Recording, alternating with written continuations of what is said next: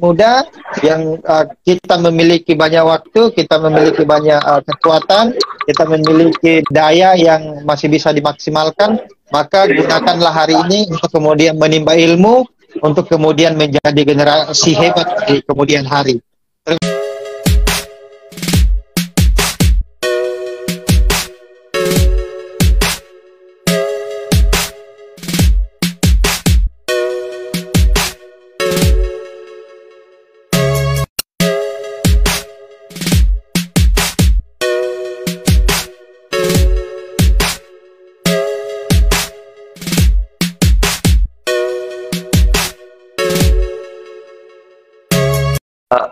Awal mula kakak membangun rumah koran itu sebagai wadah penggerak literasi, itu mungkin bisa diceritakan kenapa bisa kakak memilih berada kembali ke desa kakak dan mencoba membangun wadah literasi itu sebagai penggerak literasi. Ya, baik, terima kasih banyak Kak Hamka ya. Assalamualaikum warahmatullahi wabarakatuh. Siap. Teman semua, sahabat-sahabat semua, warahmatullahi wabarakatuh. Mitra Sulawesi yang memberikan kesempatan kepada kami dari Rumah Koran, kemudian bercerita mengenai kegiatan-kegiatan yang kami lakukan di Rumah Koran, di komunitas Rumah Koran. Nah, saya Jamal merupakan salah satu atau merupakan founder daripada Rumah Koran. Jadi saya bercerita tentang Rumah Koran. Rumah Koran itu adalah merupakan wadah literasi bagi petani. Jadi dia merupakan rumah baca bagi petani. Nah, tujuannya adalah bagaimana kemudian ada gerakan literasi di pedesaan. Nah, tentu kita ingin masyarakat desa juga mempunyai wadah. Bagaimana kemudian anak petani, pemuda tani maupun petani tua itu kemudian memiliki wadah belajar di pedesaan, sehingga bagaimana kita bisa bersama-sama untuk kemudian bisa memajukan desa atau pertanian. Nah, Rumah Koran hadir bagaimana kemudian mengajak masyarakat petani khususnya yang ada di Desa Kandrapia dan desa-desa tetangga untuk kemudian kita sama-sama berproses bagaimana menjadi generasi petani yang hebat, generasi petani yang kemudian berliterasi, berdiskusi, suka membaca buku, suka membaca koran, sehingga wawasan berpikir kita bagaimana kemudian kita sebagai petani kemudian pada siang hari melakukan aktivitas di lahan, bagaimana kemudian pola menanam, pola budidaya, dan yang terpenting adalah bagaimana para petani di desa itu mampu kemudian melakukan budidaya dan mahir juga untuk kemudian melakukan pemasaran. Jadi dari hulu ke hilir itu benar-benar bisa dimaksimalkan pertanian yang ada di desa, khususnya yang ada di Desa Kandrapia dan desa-desa tetangga yang ada di dataran tinggi Kabupaten Goa, yaitu ada 2 kecamatan di situ. Yang pertama adalah Kecamatan Tombolopao dan Kecamatan Tinggi Moncong. Jadi tujuannya adalah bagaimana kemudian gerakan cerdas anak petani ini kami memiliki wadah belajar yang kemudian kami beri nama Rumah Koran.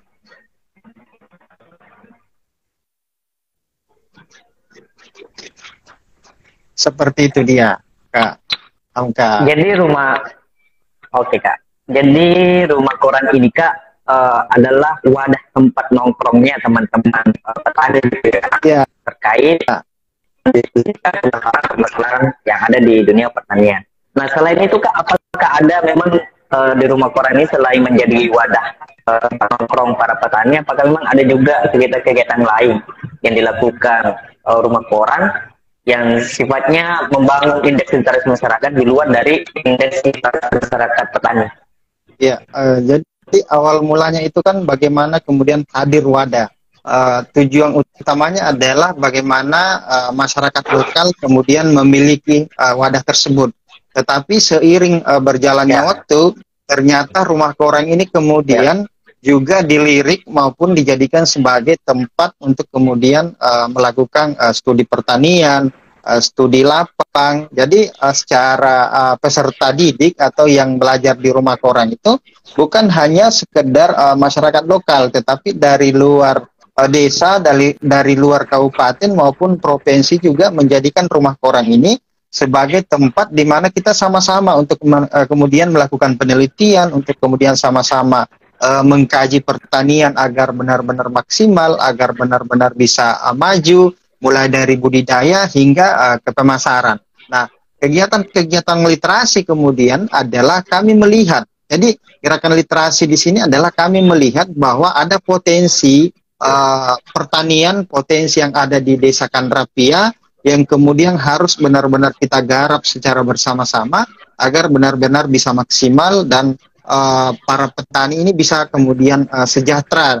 Nah, terkait dengan pertanyaan tadi, tentu kegiatan-kegiatan rumah koran itu bervariasi. Jadi selain dia ada edukasi, kami juga di rumah koran kemudian merangkum beberapa kegiatan-kegiatan inti, yaitu adalah rumah koran bagaimana kemudian melakukan promosi, edukasi maupun pasar tani. Nah, rumah koran di sini adalah wadah yang kemudian melihat potensi yang ada di desa kami.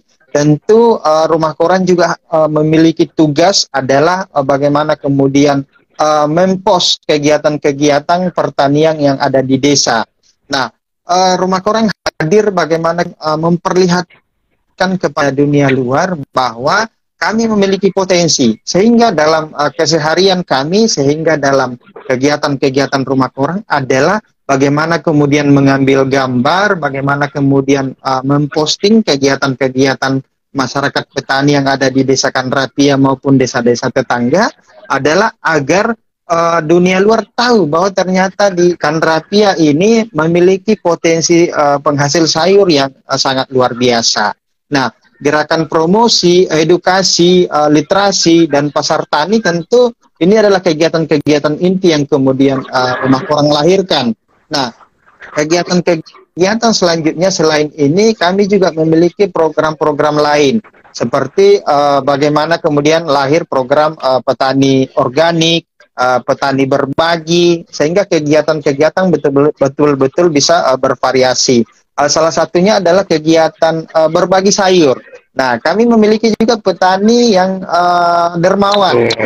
Waktu setiap bulan itu menyumbang sayur yang kemudian kami juga melakukan kolaborasi dengan Satbrimo Polda Sulawesi Selatan dan beberapa pihak bagaimana kemudian sayur-sayur sumbangan para petani Desa Kandrapia dan desa-desa tetangga itu bisa dijemput di lahan-lahan mereka, di rumah-rumah mereka, untuk kemudian sekarang ke 100 panti asuhan di 4 kabupaten kota di Sulawesi Selatan. Nah, selain budidaya, selain promosi, selain pemasaran, kami juga memiliki program-program berbagi. Tujuannya adalah bagaimana rumah koran benar-benar bisa berkontribusi, rumah koran benar-benar bisa punya dampak kehadiran daripada rumah koran ini, sehingga bagaimana kemudian rumah koran hadir dan bisa memfasilitasi kegiatan-kegiatan yang arahnya bagaimana ada kemajuan di pedesaan, seperti itu. Siap. Membangun rumah koran juga tentu prosesnya tidak segampang atau tidak hasilnya seperti saat sekarang ini. Pasti butuh waktu yang lama, butuh proses yang lama untuk beradaptasi dengan masyarakat desa yang notabene-nya karena pemikirannya itu memandang ide baru itu hal yang sifatnya buang-buang waktu, Kak. Nah, bisa mungkin diceritakan ini, Kak. Awal mulanya bagaimana cara Kakak bisa meyakinkan petani terkait ide-ide dan gagasan-gagasan yang Kakak ingin lakukan di desa itu, ya, Kak. Ya. Jadi kan rumah koran itu sebenarnya dia berasal dari kandang bebek dia sebenarnya. Jadi kandang bebek kemudian ditempeli koran, akhirnya bernama rumah koran. Ya, jadi apa namanya, koran-koran bekas itu berbagai media, dari berbagai media kemudian kami tempeli di rumah tersebut, akhirnya bernama rumah koran. Nah, itu awal mula sebenarnya lahir sebuah wadah di tingkat pedesaan. Kemudian rumah koran terus berjalan melakukan kegiatan-kegiatan yang apakah memang sejak awal mensosialisasikan rumah koran ini sebagai wadah pembinaan petani, masyarakat desa Karapia itu atau para petani khususnya langsung menerima atau ada beberapa yang akan taat gitu kan dengan ide yang kita tawarkan. Iya. Jadi rumah koran itu kan hadir sebagai wadah untuk kemudian melakukan gerakan kolaborasi. Jadi kegiatan itu sifatnya kolaborasi. Jadi seperti promosi. Nah, promosi ini kemudian kami dipublis oleh banyak media-media lokal maupun nasional. Ya, salah satunya adalah rumah koran pernah beberapa kali masuk di Mitra Sulawesi. Nah, tentu dari media-media tersebutlah yang kemudian bisa mengangkat kegiatan-kegiatan atau potensi-potensi yang ada di tempat kami. Jadi kegiatan kami itu sifatnya kolaborasi. Bagaimana kemudian kegiatan kita sendiri tetapi dibantu dan bersama-sama dengan banyak pihak. Salah satunya adalah banyak media-media yang ikut berkontribusi dalam kegiatan-kegiatan publikasi di rumah koran itu sendiri.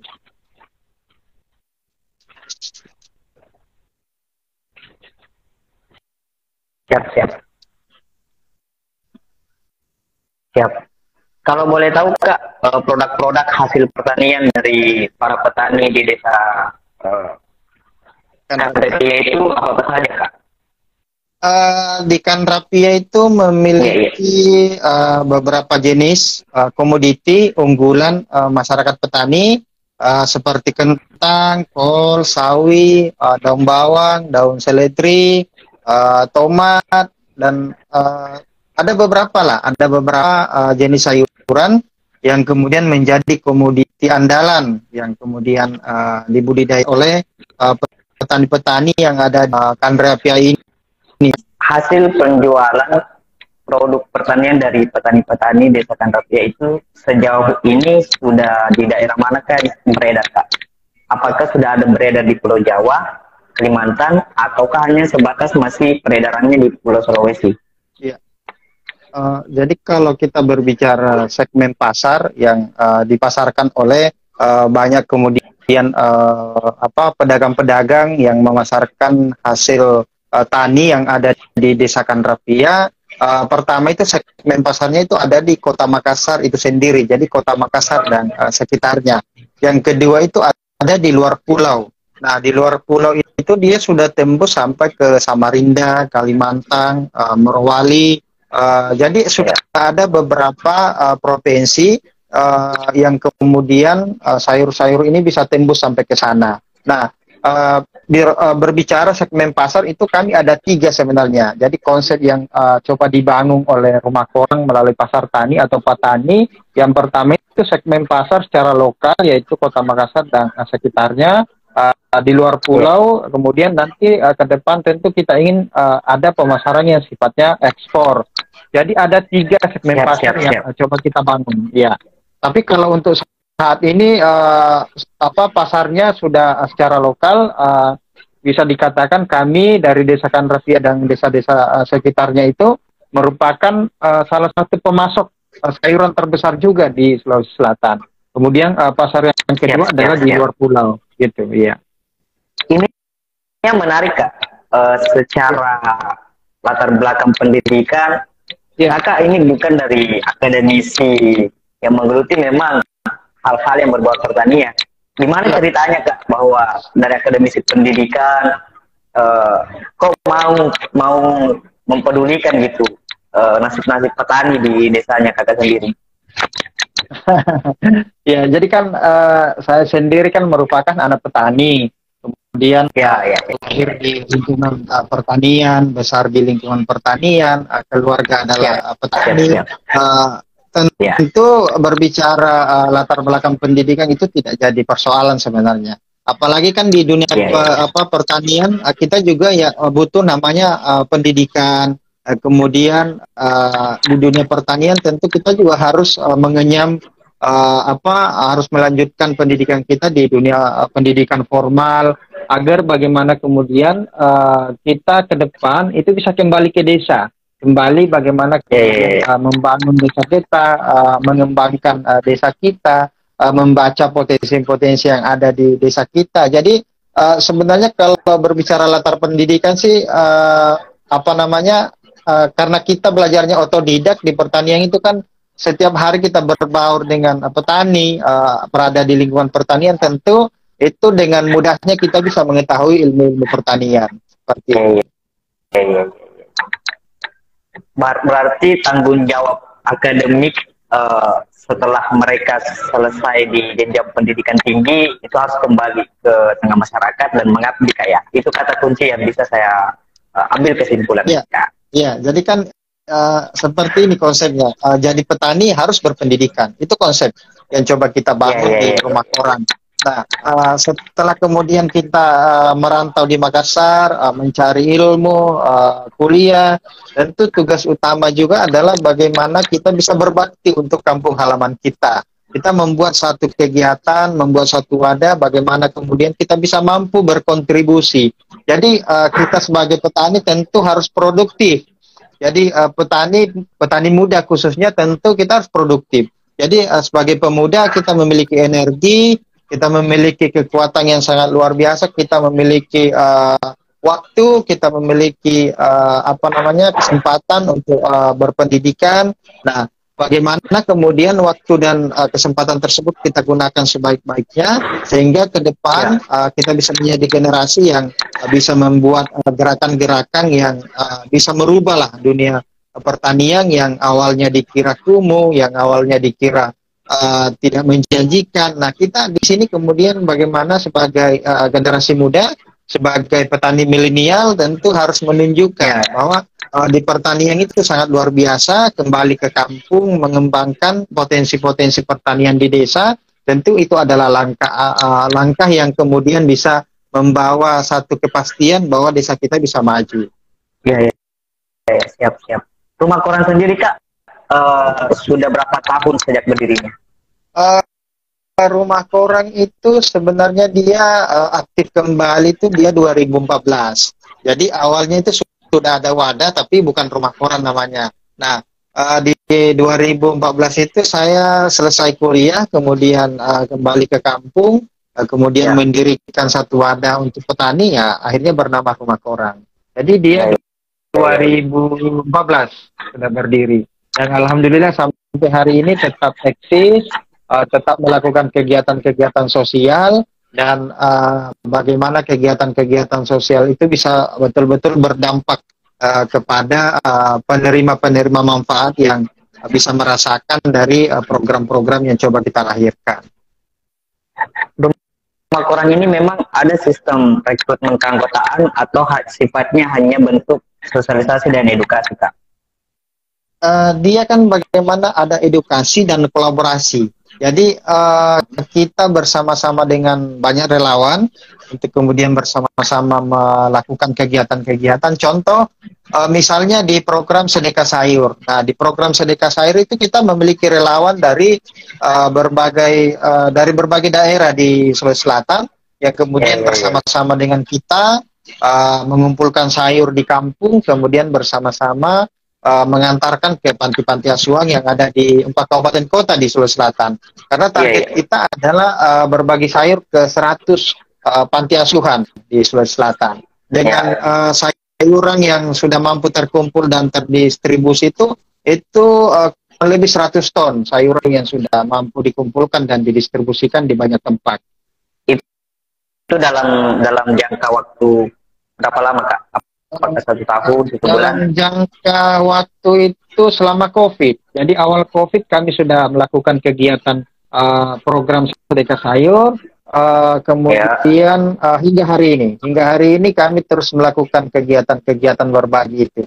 Tujuannya adalah bagaimana kemudian melahirkan petani dermawan seperti itu. Iya, siap. Jadi bukan hanya sekedar bagaimana kami melakukan edukasi mereka mendapatkan cuan atau kesejahteraan di dunia, tapi bagaimana kemudian kita bisa sejahtera dunia akhirat. Ya, sejauh ini, Kak, kalau Kakak turun ke lapangan, tantangan yang sering dihadapi dalam merealisasikan semua program-program yang ada di rumah koran itu seperti apa, Kak? Tantangannya lebih ke bagaimana kemudian kita konsisten sebenarnya. Jadi kegiatan program namanya juga adalah komunitas sosial literasi, tentu ini dibiayai oleh hasil-hasil daripada kontribusi teman-teman maupun kontribusi dari luar. Nah, tentu semangat itulah yang menjadi tantangan di kita sendiri. Apakah kita bisa mampu konsisten? Apakah kita bisa mampu terus melakukan kegiatan-kegiatan yang coba kita lakukan, coba kita programkan. Jadi tantangannya itu lebih ke diri kita sebenarnya. Bagaimana melawan melawan rasa konsisten itu ketika melahirkan program, harus terus melakukan program itu. Berarti rumah koran ini juga menjadi TBM ya, kayak Taman Baca Masyarakat di Desa Kanrapia. Iya, jadi dia menjadi rumah baca petani seperti itu. Jadi dia dikhususkan untuk masyarakat petani, tetapi bukan melarang juga bagaimana kemudian masyarakat dari luar atau dari profesi yang bukan petani tetap bisa juga untuk kemudian berkegiatan di rumah koran. Nah, kegiatan-kegiatan itu kan dia biasanya juga seperti kemah literasi. Jadi kadang-kadang kita bikin kemah literasi di sekitaran rumah koran. Jadi mereka berkemah di lahan sayuran. Pas pagi masak mie, langsung petik sayur. Nah, itu di situ serunya. Apakah juga di rumah koran itu, Kak, ada kegiatan-kegiatan yang targetnya adalah anak-anak kecil gitu? Entahkah mereka yang berusia TK, SD? Ya.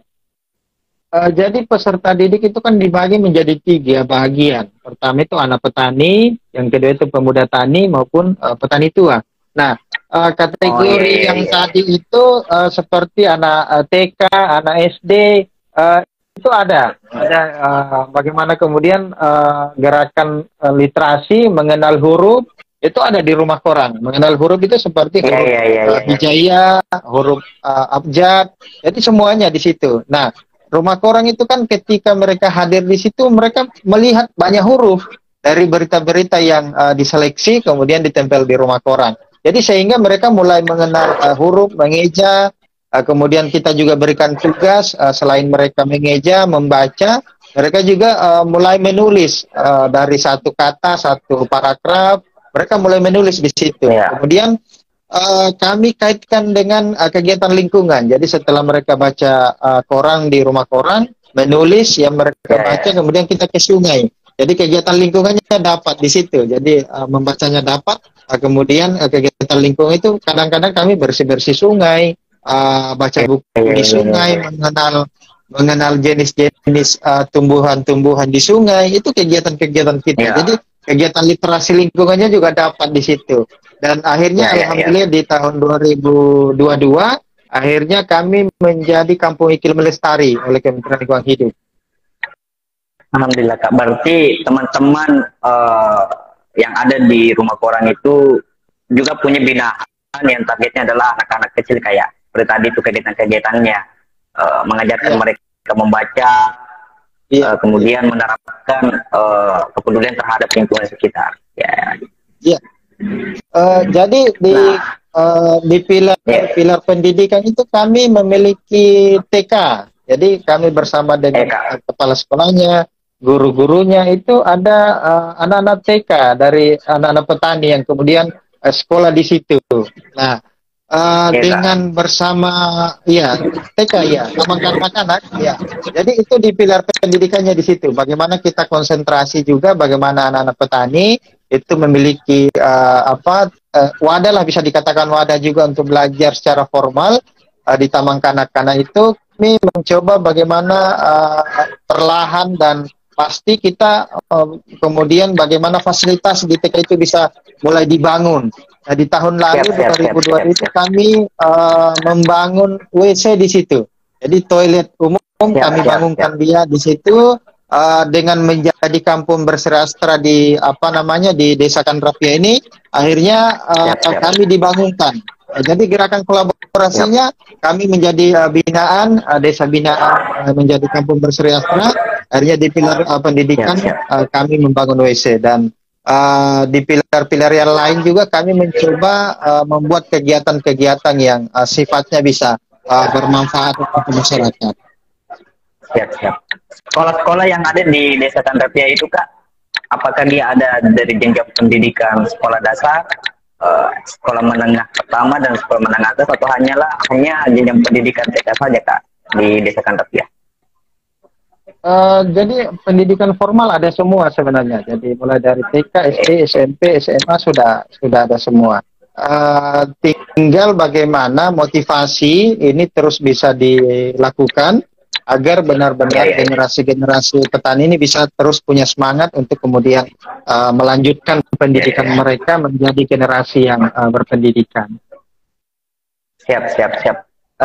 Terkait masalah badan usaha milik desa, apakah itu juga cukup membantu para petani-petani yang ada di Desa Tandrapia, Kak? Iya, jadi tentu kegiatan-kegiatan kita selain rumah korang, saya sendiri pernah jadi ketua BUMDes, Badan Usaha Milik Desa. Iya, iya, iya. Bagaimana kemudian mempromosikan kegiatan-kegiatan. Jadi dengan adanya potensi yang ada di desa, tentu kita semua harus memaksimalkan kemampuan kita untuk bersama-sama membangun desa ini. Jadi semua melakukan kegiatan-kegiatan yang sifatnya untuk kemajuan desa dan pertanian. Jadi kami ada dua. Yang pertama itu adalah kemajuan desa, yang kedua adalah kemajuan pertanian.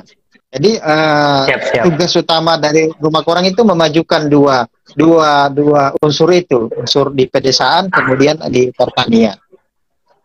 Berarti responsif pemerintah desa atau tempat itu mendukung ya gerakan-gerakan yang dilakukan oleh Rumah Korang. Iya. Jadi kan dengan lahirnya Rumah Korang dari tahun-tahun yang sudah beberapa tahun, tentu seperti yang saya sebutkan tadi bahwa gerakan kita itu adalah kolaborasi.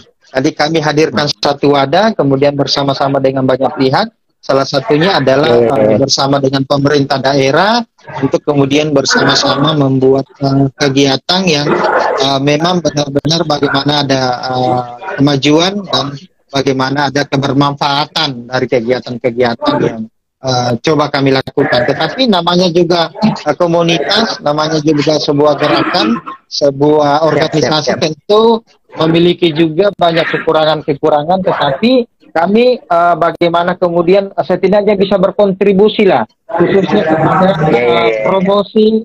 promosi desa dan pertanian. Tentu ketika ditanyakan apa sih pembeda ketika Rumah Korang hadir dan Rumah Korang belum lahir, salah satunya adalah ketika hari ini Tandrapia dicari di Google, maka Tandrapia itu sudah muncul di Google. Itu menandakan kita telah melakukan banyak promosi. Mantap, mantap, mantap. Apakah ini bukan salah satu niat kakak mungkin mau maju kepala desa? Makanya mencoba. Iya, jadi kita putra daerah, tentu kita punya tanggung jawab bagaimana kemudian memajukan desa. Itu sih sebenarnya. Siap. Iya. Baik Kak, apa hal yang terbesar yang ingin kakak lakukan melalui Rumah Korang ini? Yang mungkin efeknya terhadap dunia, terhadap daerah itu mungkin sangatlah berefek. Iya.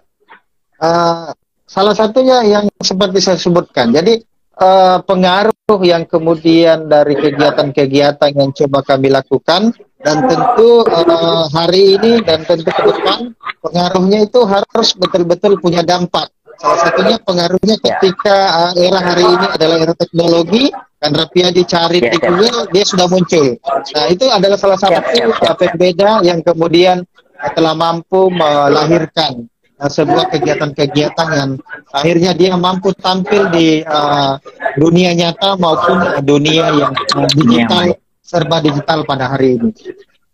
Siap.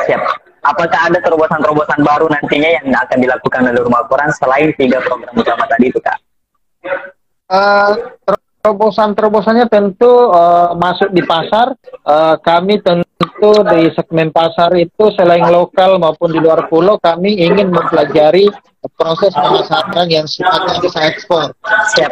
Kemudian Semoga hari ini kita belum bisa dikatakan sebagai full organik. Tentu kita ke depan tentu menginginkan bagaimana pertanian kita bisa mendapatkan sertifikat organik sebagai desa yang menghasilkan sayur yang kategori organik. Dan kami juga menginginkan bagaimana generasi-generasi petani itu tentu harus terus berpendidikan, melanjutkan pendidikan mereka agar mereka menjadi petani yang kedepannya menjadi generasi petani yang betul-betul bisa berdaya saing. baik Kak, pesan yang ingin disampaikan sekaligus closing statement dalam bincang-bincang kita malam hari ini. Ya, jadi sebagai generasi muda yang kita memiliki banyak waktu, kita memiliki banyak kekuatan, kita memiliki daya yang masih bisa dimaksimalkan, maka gunakanlah hari ini untuk kemudian menimba ilmu, untuk kemudian menjadi generasi hebat di kemudian hari. Terima kasih. Siap, terima kasih atas waktunya Kak. Di tengah kesibukan Kakak ini masih sempat saja meluangkan waktu untuk bincang-bincang. Kapan-kapan kita bisa collab lagi Kak, tentunya di momentum dan di program yang berbeda. Baik Kak, terima kasih. Waalaikumsalam warahmatullahi wabarakatuh.